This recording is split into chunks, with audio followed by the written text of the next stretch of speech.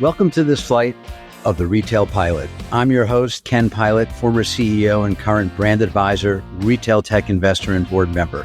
I'm thrilled to share with you the insights from some of retail's legends and leaders, as well as my perspective on retail today. This podcast is sponsored by the following. PredictSpring is a global point-of-sale platform live in 22 countries. The platform includes mobile POS, endless aisle, fulfillment, inventory management, and clienteling, creating a true omni experience for customers and associates. PredictSpring powers Suit Supply, Converse, Lovesac, Decium, Janie and Jack, and Bouclair. On this week's flight of the Retail Pilot, I am joined by Jennifer Hyman, CEO and co-founder of Rent the Runway, a company that is disrupting the trillion-dollar fashion industry with the world's first and largest shared designer closet. She has led the company for 15 years through all stages of growth, from inception in 2009 to a scale of more than 3 million lifetime customers. Jennifer took the company public in 2021, making her the first woman ever to IPO a company with an all-female executive suite and the 30th woman ever to IPO a company. She has been honored on the Time Top 100 Most Influential People list and the CNBC Disruptor list for 5 out of 10 years. She also serves on the board of directors of the Estee Lauder Companies and Zalando. Jen Hyman, good to see you and welcome to today's flight. I'm so excited to be here. This feels like 15 years in the making. We did meet 15 years ago. I think I was at Harvard doing a presentation on a startup that I'd invested my time in. I think it was Robot Galaxy. And I do recall that following the presentation, you approached me and actually asked me about this concept of renting women clothing. And you took me through it. I was totally impressed by you, but I was mortified about how onerous the operational aspect of what it was that you wanted to do. And you were right from the very beginning. It has been onerous, the operational aspects, but I think that the hard things about creating a business create the competitive moats of that business and actually create the opportunities to deliver kind of customer excellence. If you think about Rent the Runway, we were ushering in a completely new industry, a new way of thinking about getting dressed. And part of how we thought we were going to break down the stigma of wearing secondhand clothing was to ensure that we were presenting the customer with an article of clothing that was in like new condition, that had been quality controlled, that had been restored to perfect condition. And I think that was a prerequisite to actually us being able to launch, both from a designer standpoint, because they wanted us to represent their brands appropriately, and also from a customer standpoint in terms of ensuring that they were renting something that they felt was clean and aspirational. Great from a customer point of view. I mean, being able to go online and select product that I might not necessarily be able to afford, but I can look like $1 million. But from a retailer or a brand point of view, I really can't imagine the pushback that you must have received early on when approaching a company and saying, hey, I've got an idea.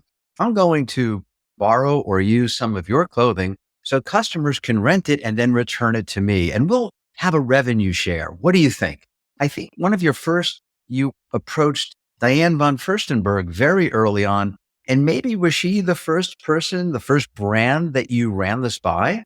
Yeah, she was the first person within the fashion industry that I ran this by. I approached her about 48 hours after having the idea. So in a sense, we were kind of co-creating what Rent the Runway was together, which I actually think is the name of the game in startups. Like, I'm of the point of view that you have to be humble enough to constantly iterate your own idea, and you iterate it with your customer. And in the case of Rent the Runway, the meeting with Diane von Furstenberg convinced me that we had two sets of customers. We had the customer who would be renting clothes, and we also had the customer being the designer brand. And I learned from Diane super early on that though the concept of rental was terrifying for designers like her because she was scared about brand dilution, she was scared about cannibalization, it could, if positioned appropriately, be a major source of customer acquisition for them. And that was their primary problem 15 years ago. It continues to be their primary problem today. But Rent the Runway has now become one of the most powerful marketing engines on behalf of the designer fashion industry. And that's why we've been able to rent, about $5 billion worth of designer clothing annually through our platform. So we're really introducing millions of new customers to these brands for the first time. So $5 billion worth of GMV. That's a ton of product. As we discussed earlier, it's more in some cases than department stores do annually. It's a huge number, and you represent more than 1,000 designers as well. So you're able to take this pitch, which I'm sure was met with a lot of no early on, and run it over 15 years to an incredibly large business. So it was met with not only an incredible amount of no's, which I think are normal. Like when a business is starting out, it's infrequent that someone wants to be the first adopter. Like even now, companies pitch me, various technologies, et cetera. And I'm like, you know what, go sample it on someone else. And then when it's more mainstream, we will adopt it on RTR. So I get that. It wasn't about the no's. It was about people thought that I had three heads. They thought that this was absolutely insane, that who would ever buy clothes ever again if you had the option to rent it for a fraction of the retail price at the exact same time that it was being sold current season online or in stores. And I was convinced that designers were thinking about the industry wrong. They were thinking that their competition was their fellow designer brand. And I actually felt that the competition at that time was fast fashion. It was kind of this creeping force within the fashion industry that was convincing women to buy cheap, buy quantity, access what they actually wanted, which was variety in their wardrobe, and to do it in a way that made brand less important than ever before. And so I thought, this younger generation of women is not shopping in these traditional department stores. They're not developing that brand affinity. They're not coveting your brand in the same way that the 30-year-old of yesteryear was. And it's critical to actually give these customers an experience wearing incredible designer product. And then they could determine organically that, it is different to wear designer clothing than to wear H&M. And therefore, I want to incorporate this into my wardrobe, and I want to make this kind of a part of how I get dressed every single day. So I think that the thing I'm actually the most proud of, and it's the least understood part of Rent the Runway, is the brand value proposition. The fact that over 15 years, we've had 100% brand retention, meaning that there has never been a brand that Rent the Runway has started working with who has elected to stop working with us, which has simply meant we're a great partner. We're actually doing something that is good and positive for these companies. Otherwise, they wouldn't continue to work with us, and they wouldn't continue to work with us in these really, really innovative ways that comprise kind of the majority of how we acquire inventory today. So we've kind of come a full circle from where we started, which was, we started in fear. We started with no one really wanting to work with us. We now work with most of the brands in the industry. And not only are we working with them like a traditional retailer, but we're actually aligning incentives and in most cases, revenue sharing with them on the success of their inventory on the Rent the Runway platform. To get the business to where it is today, I think we mentioned that over 300 million in revenue. That's actually what you realize from the over $5 billion worth of GMV. But to get the business to where it is today, it's been expensive. So with the great growth that you've experienced over 15 years, the key challenge in front of you remains profitability. As you operate one of the largest dry cleaning businesses in the country, if not the largest, getting to profitability has been probably one of your key goals for I don't know how many years, but certainly investors want to see that now. Well, you're too far along the way out of a startup that it's acceptable to not be profitable. So how do you get to profitability? And how do you continue to grow your customer file? Yeah, well, we shared in our earnings calls this year that our goal was to reach free cash flow break even.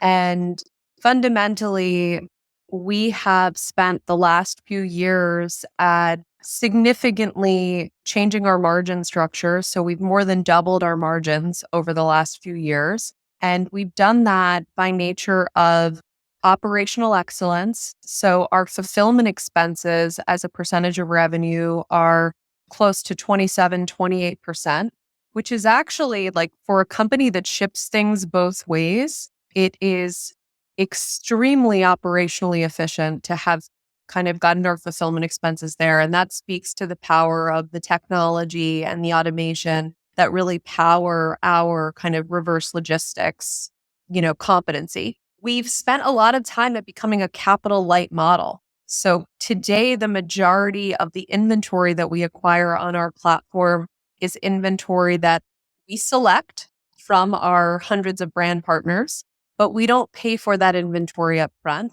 We revenue share with our designer partners every single time that inventory is rented.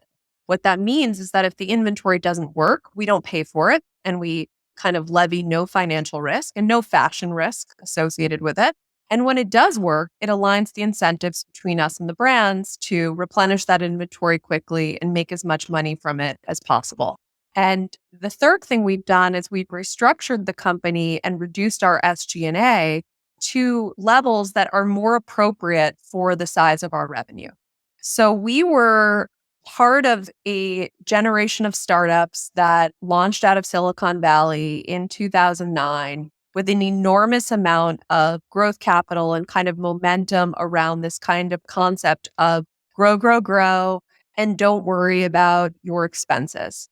And I think that was to our detriment because we never had the forcing function of someone external coming into our business and saying, hey, look at your P&L and evaluate yourself like any other apparel retailer and understand what is awesome about your P&L and what sucks about your P&L.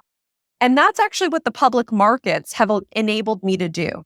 They've enabled me to stop thinking about Rent the Runway, a special snowflake, which is what the private markets encourage you to do. Like when you fundraise on Sand Hill Road, what you're effectively doing, no matter what your company is you are saying, I'm a disruptor. I am special. My business model is different than everything that came before me. And therefore, my P&L is going to look different. And that is what private capital raising effectively is. So that private investors don't challenge you to look at your P&L and say, hey, Jen, yeah, you might have a different take on apparel, but fundamentally, you're an apparel company and your P&L shouldn't look totally different than every other great public, apparel company. So one of the very best hours that I spent in the past few years was I was actually interviewing my current CFO for a role here. And my current CFO had been a public market investor for 20 years. And he came in with a document that had the P&L structures of every apparel company that was a public company when they were around $300 million in revenue. And what we saw when we looked at companies like ASOS and Zalando and J.Crew and Amazon and eBay and name your company, what was special about Rent the Runway was that our inventory as a percentage of revenue only cost us around 30%. That was amazing. And that shows that we make a ton of money from our inventory. What was horrible about Rent the Runway was our SG&A costs as a percentage of revenue were just totally out of whack.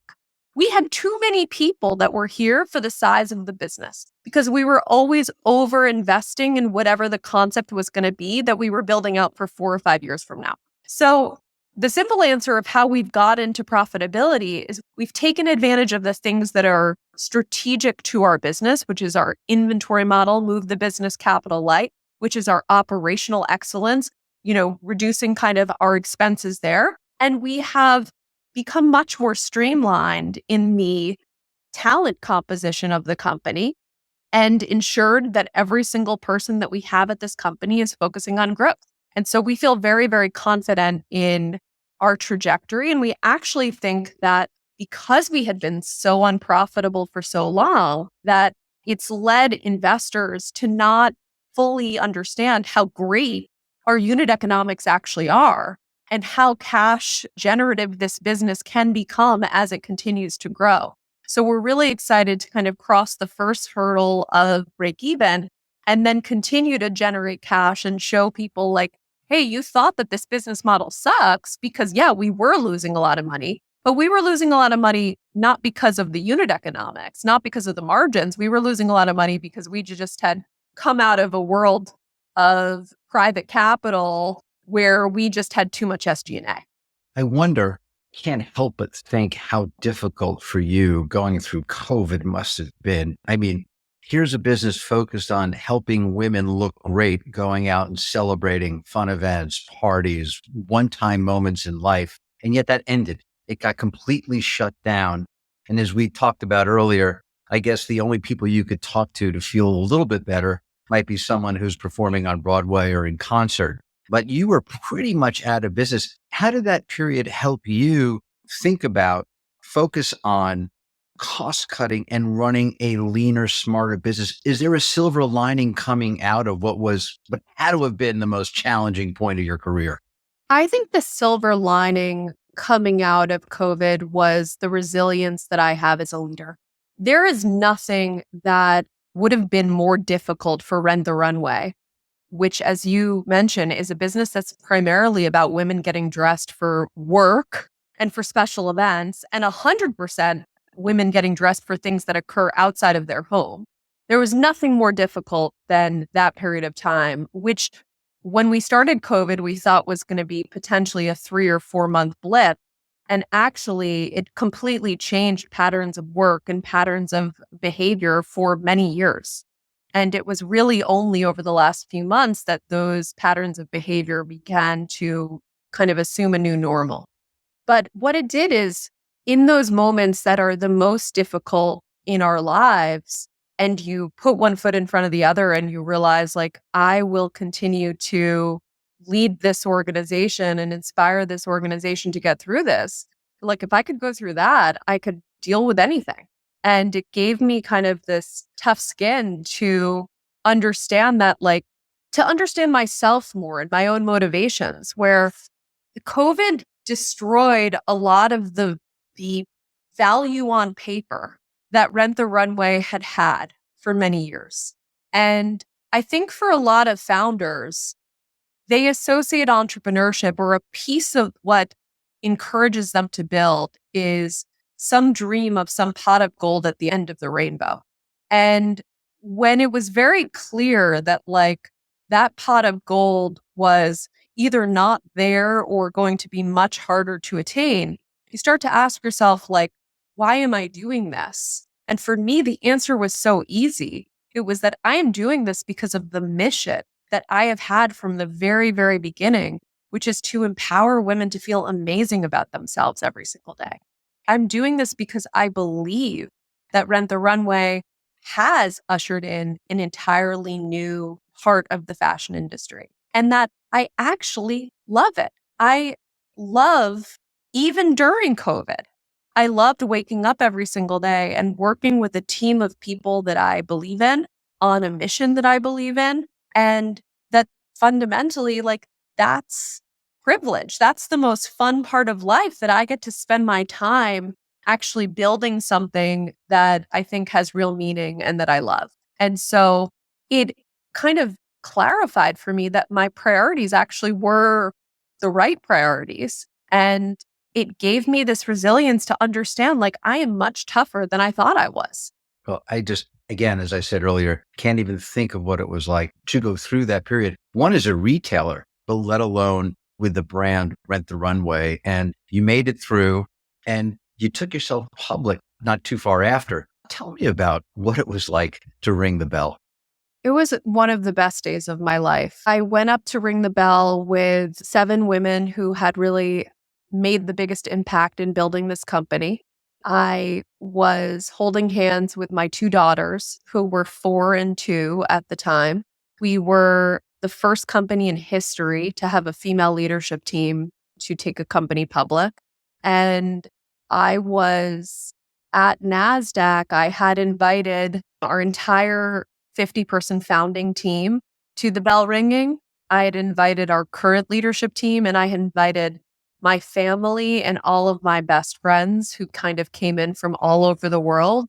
And it was a celebration of actually community. So it felt like the first moment in my life where it's like, wow, we did this together. When you think about the most celebratory moments in your own life, your wedding, a day that your children get born, those days are either like private moments of elation, or at your own wedding, there's a few people that are like as joyful as you are, but like fundamentally, like everyone else is kind of there as a guest. And what was so different about this IPO was there was a team of thousands of people who were there. Actually, we'd invited all of our alumni to come to the IPO, and many, many, many hundreds of them showed up in the middle of COVID. And this feeling like we did this together. This was a real team effort. And the joy of defying everyone's expectations and of having done something that we all care about. So I had, throughout the day, all of these people coming up to me, some of whom hadn't worked at Rent the Runway in 10 years, who were like, this job changed my life. This job changed how we have this core value at Rent the Runway called dream big and go after it. And to me, that is somewhat about work, like dream big, have a big idea, big vision, and go after it. But even more so for my own employees, it's about like dream big for your life and go after it. And the promise that I've always tried to make to team members since the beginning of Rent the Runway is come here. It's going to be tough. I'm going to challenge you. But I promise you that you are going to develop a confidence in yourself working here that's going to be transformative to your life and to your career. And what I know about myself is that my one superpower has always been to be able to recognize the superpowers of other people. And even the things that I can see the strengths in you that you don't see in yourself. And I felt on that day of the IPO that I saw that people had gone off post Rent the Runway with confidence to kind of change their lives, change the world, that this company had had this massive impact on not only millions of our customers' lives in the fashion industry, but the thousands of people who had built the company. And to me, that was the most fulfilling, magical experience that I've ever had. And I don't think I'll ever feel that way. Again, the pride of feeling pride alongside thousands of other people is just so incredibly powerful. So that was incredible. And the other thing that I'll say is that, I remember leaving the bell ringing and like the Times Square celebration several hours afterwards and kind of driving home with my husband and my two daughters. And my older daughter at the time was like, Mommy, why, are there boy companies? Like, she was so living in this world in the first 4 years of her life where she genuinely felt like the only people that build companies are girls. And a reporter had come to my house prior to the IPO and she had, asked Aurora, like, oh, do you know what your mommy does? And Aurora was like, yeah, like she works at Rent the Runway. And the reporter was like, well, what does Rent the Runway do? And Aurora said, well, it's girls who run the world. And it was amazing that like I had created this alternate universe for my kids where they thought that being a woman leading an organization was a normality. And I thought that that was incredibly special that I was able for just a brief period of time to let them live in that incredible delusion that this was a normality. And it gave me a lot of also resilience that the other part of my mission to kind of continue to put one foot in front of the other and to continue building is that I want their vision that girls run the world. I want that to be closer to a reality than it is today. And the only way to get it to be closer to reality is to just keep going. Like my fundamental philosophy is like, you only win by staying in the game. The person that stays in the game the longest wins. And you got to just have the resilience to keep on reinventing yourself and the humility to keep on going and like stay in the freaking game. And that is kind of the other commitment that I made to myself and to my daughters that like, I don't want them to wake up 15 years from now and realize, oh, wait, the Rent the Runway IPO was totally anomalous. I want there to be hundreds or thousands of more IPOs like ours so that it's more normalized to start a company as a woman and to continue to build that company. Your daughters couldn't have a better role model. And certainly your perseverance, your tenacity, your resilience speaks to where the business is today and the success that you've experienced. Speaking of that, you still have this energy about you that's very refreshing. And I was at Shop Talk a few weeks ago in Chicago and heard you refer to yourself as a refounder. Tell us more about your perspective today, where you are in your journey. So I think two things. One is the world has changed so much over the last 15 years since I started Rent the Runway that the only way for me to be an effective CEO for this organization today is to rehire myself and to come into the business in 2024 as if I was brand new with fresh eyes and be able to see where does this company have opportunity for improvement? Where do we have strengths? Where do we have pockets where we need to invest in, new and innovative talent or new and innovative ideas? And I think sometimes you run the risk if you are a longtime CEO of starting to accept things as normal that you shouldn't accept as normal.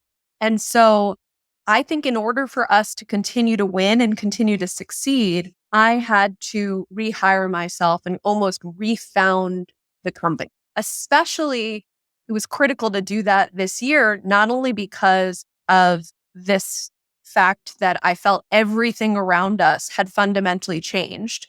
And so we're refounding Rent the Runway for kind of the new age of what the next 15 years is going to be. But second, because we knew that we would actually bring the business to free cash flow break even this year.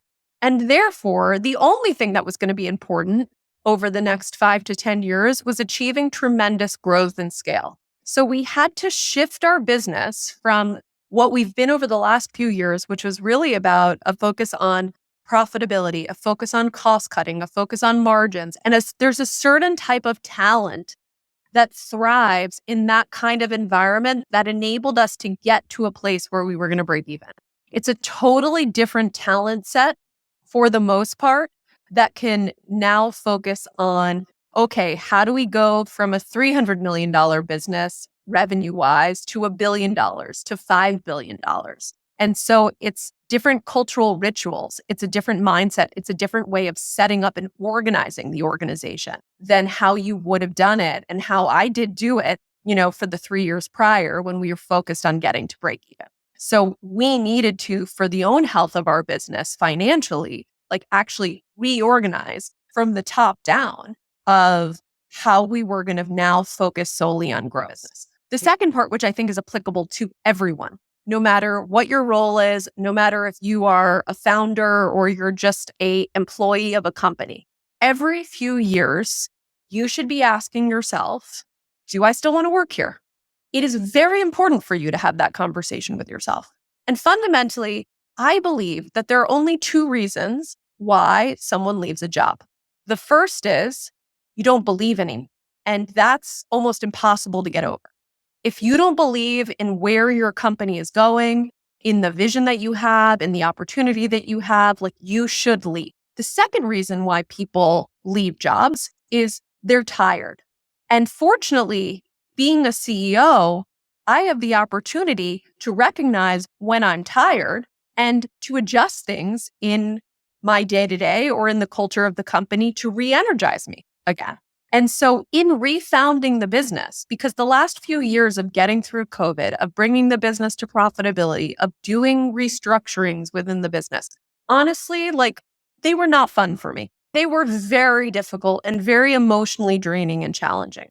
And in 2023, I was just like, oh my God, this has just felt so hard for the past few years. And I had this conversation with myself. I was like, do I still want to do this? And when I asked myself, do I still believe? I was like, weirdly, I believe in this business more than ever. This thing that I invented in my head with my fingers crossed behind my back when I went to designers in the past of like, hey, we're going to have a rental industry and like people are going to wear clothes and fall in love with those clothes and buy your brands. That's actually real now. Millions of women rent clothes every single year. This industry is actually doubling every single year. So it's like, I believe more than ever in Rent the Runway. And then the second question, am I tired? Yes, I was tired, but I was tired because we had enabled the company to be in this kind of culture of cost cutting as opposed to this culture of growth and innovation. And I realized, wait, I'm the CEO. I could change this. Like I have the power to bring this company back to, and refound it with the same entrepreneurial spirit and the same spirit of innovation and disruption that we had for the first decade plus of our business. So that's really what I've been doing in 2024. And I'm having more fun than I've had in many years. It's like I just come into work every single day and we're doing things that are really exciting, really fun, really fast paced again. And it feels like the early days in many ways, but we're now just in a different world. What are you doing now to address the young market, the younger market, that, 18 to 24-year-old who wants to own and nothing and have everything? How do you get that business? I know that's like your tagline. Is that your mantra? Own nothing, have everything? That has been my mantra I love it. at the very beginning, which is like, I believe that people actually can have it all. And I think in particular, women can have it all. And it's my mantra, not only on fashion by nature of building an unlimited closet, but like I hope that my own example of being able to build and run a company that I love and have a great marriage and have the family and have all of this, like, I think this myth that women can't have it all is total BS. And that's just part of my own personal mantra. But okay, how do we address young women? So luckily, young women care about the very things that this brand is all about. They want variety in their wardrobe every single day. They care deeply about self-expression, and fashion actually fuels that self-expression. They care about sustainability. This is one of the most sustainable ways to think about your wardrobe. And what our customer base really proves to us is that rental has now become so mainstream with lots of different competitors in the space that what Rent the Runway needs to own is like, what is our aesthetic? And how is our aesthetic from a fashion standpoint different than the aesthetics of the other kind of rental platforms? Which is actually this amazing place to be in, that like now how we're distinguishing ourselves is actually through the fashion as opposed to just through the business model of what we're doing. And so we actually have customers who really range in age from 15 to, being in their 50s. But our customer has a aesthetic that is definitely more polished, is definitely more sophisticated, is definitely more feminine. We don't have as much of the edgy or kind of bohemian kind of aesthetic. And so we're really leaning in to who this woman is, whether she's 18 or whether she's 48, because she actually kind of likes the same brands. I was just with a woman this week who I found out when we were sitting next to each other was like a tremendous Rent the Runway subscriber. And I asked her if I could see her hearts list on her app. And this woman was in her late 20s. So she's, 15 plus years younger than me. And she is still kind of going out and not married. And, she has a very different lifestyle than I have. And I thought what was really interesting when I looked at her hearts list is like, it felt very similar to all of the styles that are in our top styles on our platform. Like recognizing like who our customer base is from an aesthetic standpoint has been so critical and interesting. And you will see us invest tremendously in fashion over the next few years in terms of the amount of inventory that we're bringing onto our platform, the types of collaborations that we're doing, how we're going to distinguish ourselves through the fashion on our platform itself, as opposed to just through the business model. The other thing that really matters about our customer base, and I think, again, this appeals to younger women and women who are millennials and Gen X, is that this is a platform that is more about designer brands. It's more about luxury service. Our customers expect a different level of personalization, a different level of styling, a different level of customer service than they would expect if we had a lower price point and if we had fewer designer brands. So we kind of focus on those two pillars of like, luxury platform and who our aesthetic is. So to answer your question, the younger consumer is already there. There's nothing I need to do to specifically like get her to start renting because she is already renting secondhand. She's buying secondhand. She's invested in peer-to-peer platforms. Like this is the exact consumer that is already spending 50+% of her closet in the secondhand economy. What I need to do to get her is make sure that I have the most appealing styles and brands on my platform and that they're available to her. And that I think that there are going to be many, many winners in the rental space, but I want to own designer. I want to own polished. I want to own feminine. I want to own like the aesthetics that are organic to us. Looking at growing the model as top of mind, you've got to continue to grow every year. Wall Street expects it. You expect it. You want it. How do you continue to reach new customers? What's your marketing venue or we'll pivot to stores, but I want to talk about physical retail because you were there once in a bigger way, but want to really understand how you get the brand outside of the site. So during this period of cost cutting and restructuring at Rent the Runway, we made a big mistake, which was that we moved our marketing dollars really down bottom of the funnel. And it looks good to have ads on Meta or Google that have high ROAS that you think are driving conversion. But fundamentally, you're talking to a universe of people who already know about you. And unless you invest in storytelling and in creating emotion behind your brand and in selling new people on entering the ecosystem of your brand, and that's going to be done by top of funnel and mid funnel activities, like you're going to have a rapidly declining base of customers. And so another part of this refounding of the business in 2024 was to completely disrupt marketing and to bring back the creative energy and creative spirit back to RTR. And we have started doing a lot of really innovative things in marketing this year that we're going to just continue to build on for many years to come. So one of the things that we just brought front and center again in honor of our 15-year anniversary is kind of bringing our own customers back to the forefront of our story. And we've always seen with our brand that our customers are our most authentic ambassadors. They are the ones who have driven this incredible virality of RTR and coming up with 2024 ideas to how to leverage our community in order to grow Rent the Runway and how to do that in an organic, authentic way.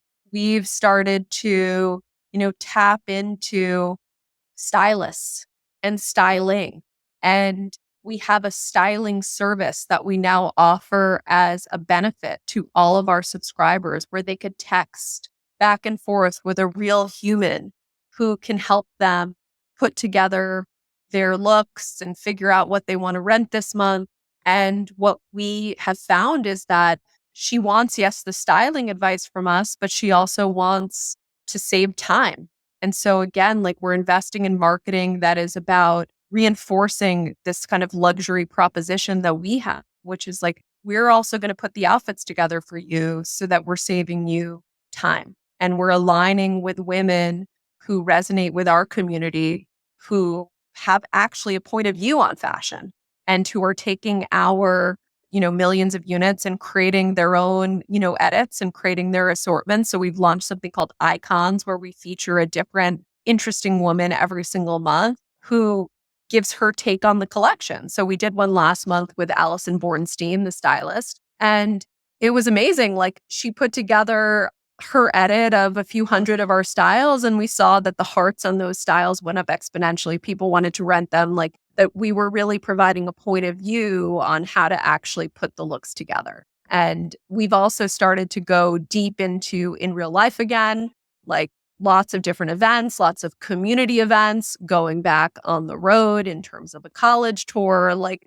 we are just doing everything that thinks about our customers in terms of who are the segments of our customers. How do we get that professional woman back onto the platform? And how do we expand the amount of professional women we have? How do we get the wedding guest and the bride to come back onto the platform? How do we get the college girl to come back onto the platform? And I think there's different marketing tactics for all of those women.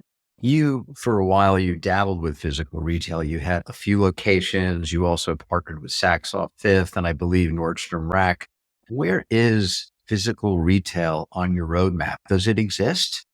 It does exist. We opened our New York City store, and we're going to be testing out a lot of different kinds of concepts in the New York City store.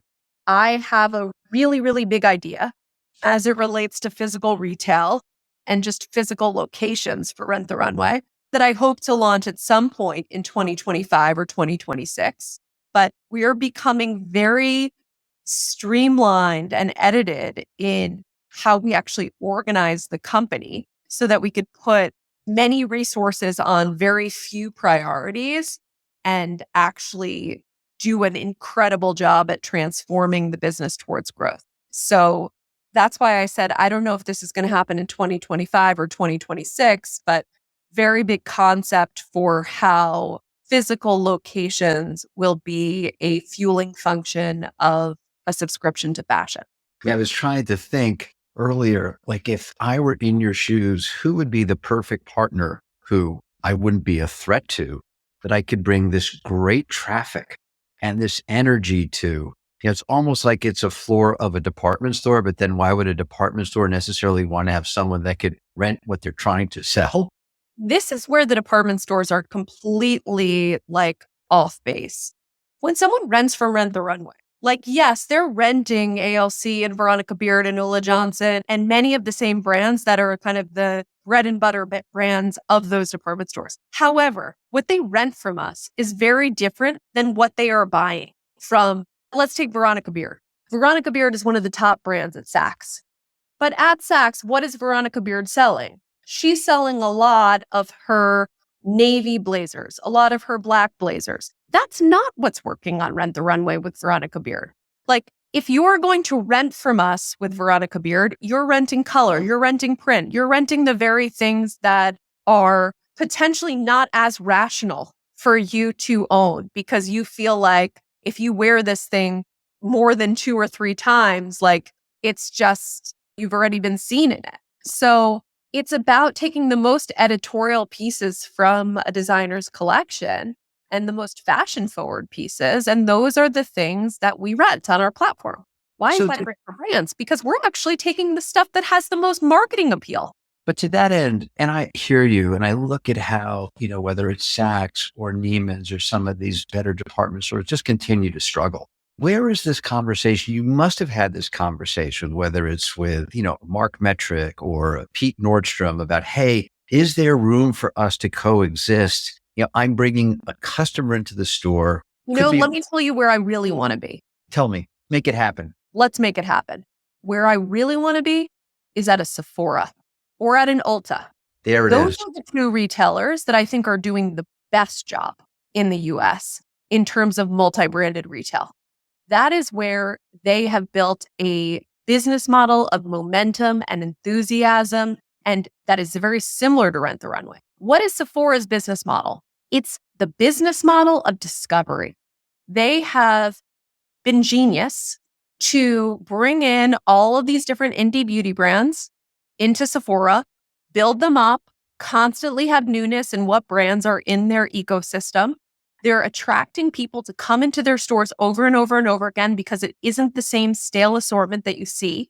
That's exactly what we're doing. Our average customer tries over 45 new brands with us every single year. She is using this to express herself via fashion and to try something new. It is fun for her. She does rent the runway because it's fun and it makes her feel awesome about herself. It's the same thing with beauty. And so those are the retailers that I think get it. And to bring an experience of playfulness and fun that adds a lot to what they're doing, because our customer is going to events, going to work. Like, she obviously cares about how she's presenting herself, which is very in line with beauty. I mean, it's so interesting. I think about a partnership like that, and you think about, just my head goes to the real estate, and it could be the second floor. It doesn't have to be on the main floor. It's so destination centric that you can leverage the name, the brand, drive traffic at very low cost. Well, when we first launched retail, we had 2 store within a store concepts. First was at Henry Bendel's, rest in peace, on 57th. Right. And we were on like the 3rd floor of Henry Bendel's. And for the year or 2 that we were in that store, we drove 50% of total store traffic that entered Henry Bendel's was coming because of Rent the Runway. Then we also had a partnership with Neiman Marcus where we were in their flagship store in San Francisco. We were hidden on the 4th floor. That is a 40,000 square foot location in which we held 1,500 square feet, like in a corner of the 4th floor. For the year and a half that we were in that store, we accounted for 40% of total store traffic. In fact, I would get kisses and Christmas gifts every year from the heads of the beauty departments and the head of the shoe department at Neiman Marcus in San Francisco, because all of our customers who were coming in to Rent the Runway, of course, would go downstairs and buy a $1,000 pair of shoes and go downstairs to the beauty department and stock up on all of the new things. So I think that, to me, the problem with being there is that I didn't benefit at all from their traffic. So that's why I think that there would be this unbelievable synergy with a Sephora or with an Ulta.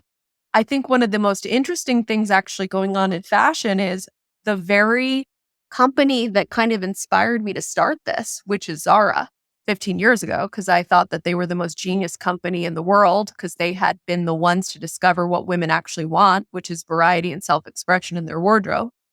Zara continues to amaze me now, 15 years later. I think they're even better than they've ever been. I think Inditex is the best. I'd have to agree. Inditex could be the best retailer ever. I agree. Zara looks better than most luxury brands. Their quality is actually incredible and better than most luxury brands. They used to be high speed, low quality. Now they're just high speed, high quality, high fashion. They have all of the check plus marks. I would love to locate Rent the Runway in a Zara. I mean, I such think opportunity. it's completely complementary. It's an exact similar customer base. And I think Zara is high end. And Zara gets what the customer wants. Like, they are age agnostic. They're about an aesthetic. And they produce like really lots of newness and lots of discovery. Jen, listen, I may be gender challenged, but I would like to quit the job I don't have, come work for you, and roll out physical partnerships. Let's do it. Okay, is that an offer? Physical partnerships at Sephora or Ulta or Zara, or, by the way, Aritzia. Another Aritzia is doing brand. Unbelievable things. Well, why not let's, how about someone like a Lululemon or an Alo Yoga, where, it's just like, you're not necessarily playing there, but she's there. Well, Alo Yoga is the exact same customer demographic as OTR, for sure. Like, that would be a marketing synergy mecca. Yeah, I think that it's interesting. I think about like the real estate footprint though, and I think that there's just more space in an Ulta or a Sephora or a Zara to have, few hundred square feet for RTR and to be able to kind of build that excitement. I think that what is fascinating to me 15 years into being a part of this industry, and I still consider myself very much to be an outsider, is that most of the industry has still not woken up to the crazy disruption that is at their doorstep. So I'm not just talking about secondhand. Like, I think that Shein and Timo and what Amazon just launched and their Shein competitor, like, they are undercutting everyone and they are putting everyone out of business so quickly because of TikTok. The customer doesn't care about, it's not that she doesn't care about brand as much. She cares about hundreds of more brands than she ever has before, or thousands of more brands. She doesn't think about brand in the same way, where 15 years ago, she used to think about brand as being correlated with price, meaning that the higher the price point, the more she might aspire to or covet that brand. That has been thrown out of the window by TikTok. Today, you actually have to win on product. You have to win on the kind of aesthetic and the design of your product. And you could be a product that sells for $50. You don't have to sell for $5,000. And you could be considered super cool and super high end, because I think that the customer of today doesn't distinguish between like, oh, the snob factor of, as I make more money, I just have to just only buy more expensive things. She wants quality. That's why a brand like Quince is killing it. As it relates to cashmere and sweaters, like, they are undercutting everyone by, their price point is 10 or 20% of where you could buy similar looks. And like, it's equivalent, if not better quality.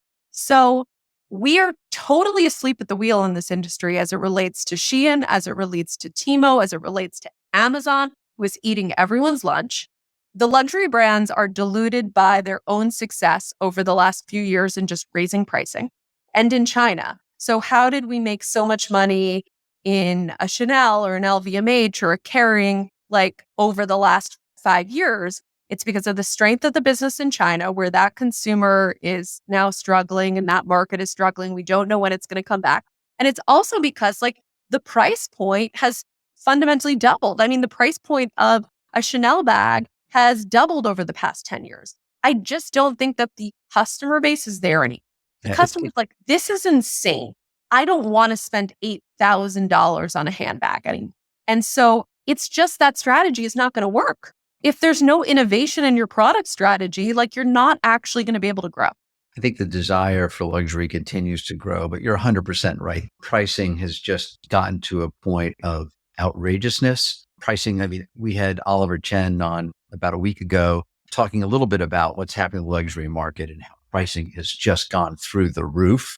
54% pricing growth in European goods over the past couple of years. I mean, Ralph Lauren's grown since 2019 over 90% on many of its key item prices. So its pricing has just been a runaway, but the customer still wants the product. And clearly you're providing that for the customer and allowing them to continue to change, which is so important to the customer today. They want to be seen in a style. They don't have to live in a brand. And that's what Rent the Runway really does offer. Before we close, just want to ask you the importance of technology and AI and how that's helping you save money potentially, or how it's helping improve the business. I think that there's different vectors that we're experimenting with AI. One is going to be related to photography and creative. Another vector is related to customer service and styling. Another vector is actually related to our own efficiency on our tech team. So utilizing AI to be able to train new software developers on our own code and our own systems. And we've implemented some really interesting applications of AI in our search algorithms. And I think we'll continue to do that in search and personalization. But I think that AI is at the very beginnings of what it's going to be. I do think it's fundamentally going to change how we search and discover in fashion. And so I'm excited to just learn an enormous amount over the next few quarters as it relates to AI and figure out like where are we going to invest the most to kind of leverage, I think, the power that this is going to have. A lot of tools out there I'm seeing coming along today that are really helping companies not only improve the associate experience, but just improve the customer experience through its output. And it is exciting to see what's happening. Let's conclude with rapid fire. You ready? Yeah, I love rapid fire. All right, here we go. Favorite place to travel? Mexico. Favorite stream TV show?